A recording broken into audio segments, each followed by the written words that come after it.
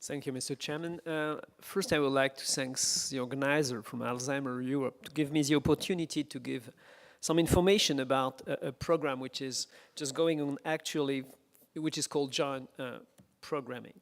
Just to give you an idea of the picture of research in Europe, this is a different level of investment for public fundings for research. All type of research are concerned for the different countries, and you have the level of investment there.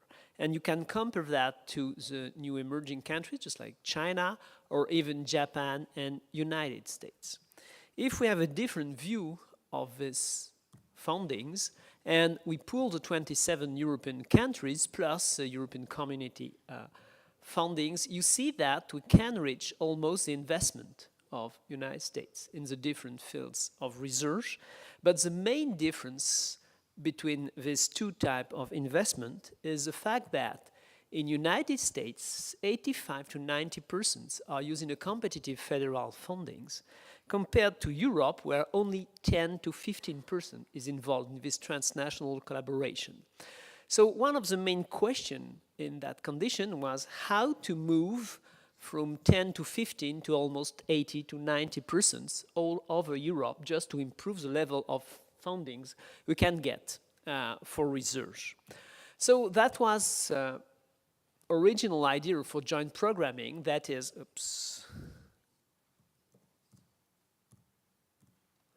that is just to try to harmonize strategic research approaches within countries to tackle more efficiently societal challenges. The other point was mainly seek through this joint programming action was a more synergistic use of this shrinking research budget in this very difficult economic climate.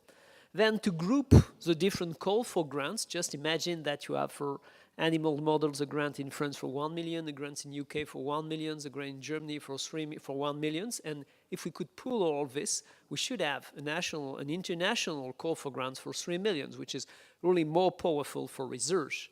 The other point is the accountability to stakeholders in this pooling of research efforts, and what is not the least point, to simplify European procedures for scientific collaborations and administrations. So if we go to a definition of what joint programming is, it's member states, and this is important, it's not European Community action, it's member states which are voluntarily engaging on a variable geometry to tackle altogether a major societal problems.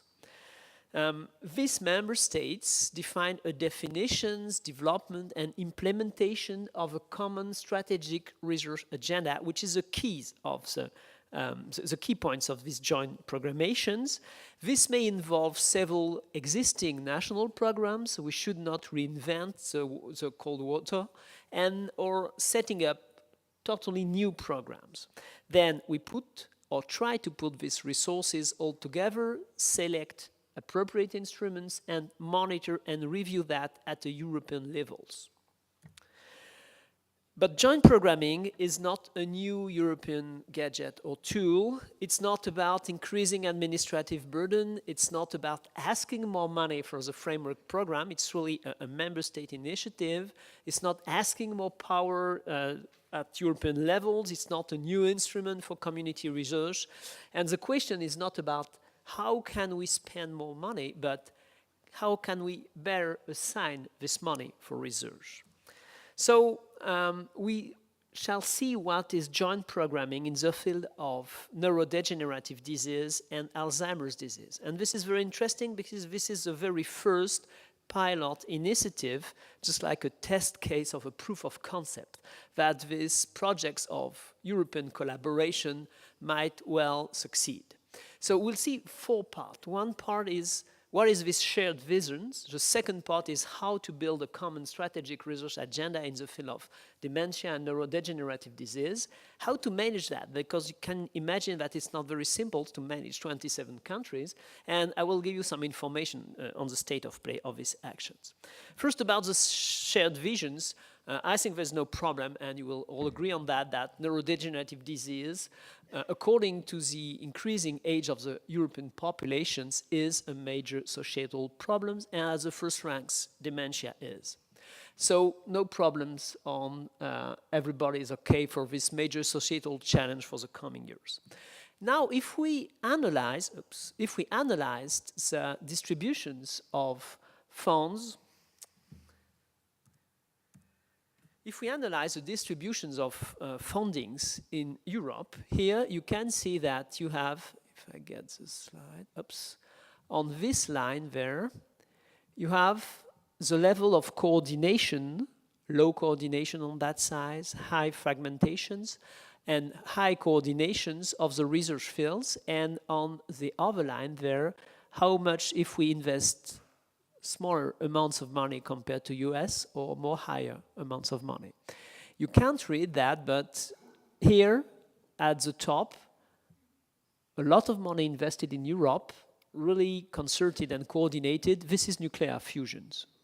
You have the different topics there, and if you look for Alzheimer's disease, you see that the money is there with this teeny point there, highly fragmented and not so much funded. So the idea is to move these little points toward this quarter. So how can we do that? We have to build first a common strategic research agenda. The idea is really to mobilize the best researchers from all fields to develop the sharing of the very best practice and know-how in 3 fields. That is the scientific fields, basic research, the medical challenge, all about clinical research, and ethical and social challenge. These 3 parts are really important just to be equivalently balanced within the different projects. So just to build up this strategic research agenda, we build up a scientific advisory board composed of the 15 of the very best scientists in Europe, but also outside Europe, distributed equally in these different domains. Their goal is to map the research field at national and European levels, to organize ad hoc groups to detail each scientific priority, finally retained by the scientific advisory boards, identify the gap to bridge, organize list of priorities, and facilitate at the end an à la carte organizations allowing each member of the GP to participate actively in this different project. This is our scientific advisory board, and you can see there, I get the slide here. The next speaker, Bengt Wingblad, who is an outstanding researcher in Alzheimer's disease. And here is the distributions of these 3 groups of researchers whose main missions are first to help designing SRA and to suggest urgent scientific priorities to support in the meantimes, because building up an SRA takes time, just to have some case study on how can we implement this joint programming. Then we need to build up a management structure within these countries. And the idea is to have in a board representative of the different countries able to take strategic decision with sufficient level of authority to commit funds at the national levels. This is important because when we will have this SRA, we'll need urgent decisions to move quickly and not to have a big administrative burden to build up these new programs. So I have the honor to chair this management board, and the vice president is from Sweden, Maja Westfeld, and we have an executive board from Italy, Ireland, Germany, and a steering committee for the advancement of the programs. All this is based on a voluntary basis, that is, countries who are involved with this management board just want to be involved in, and the one who doesn't want, the door is always open to have them on board afterwards. So where we are actually about these actions. Actually, we have 23 participants. As you can see, they are official member states, but other countries, European countries participating are also on board and making a really, really interesting job.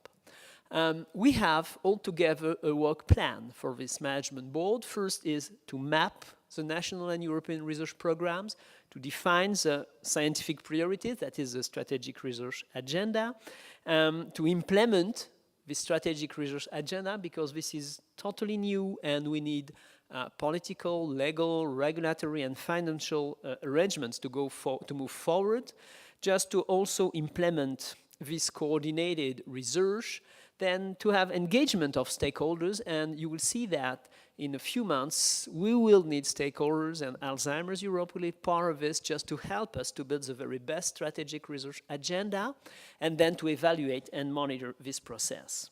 So just to give you an idea of the preliminary mapping results we have, we analyzed the programs around the different countries, and we found that 4 countries within the 23 have a bottom-up approach to raise programs and initiatives. 1 country has a top-down approach, and 9 countries declare to have a national research strategy for neurodegenerative disease and Alzheimer's in particular.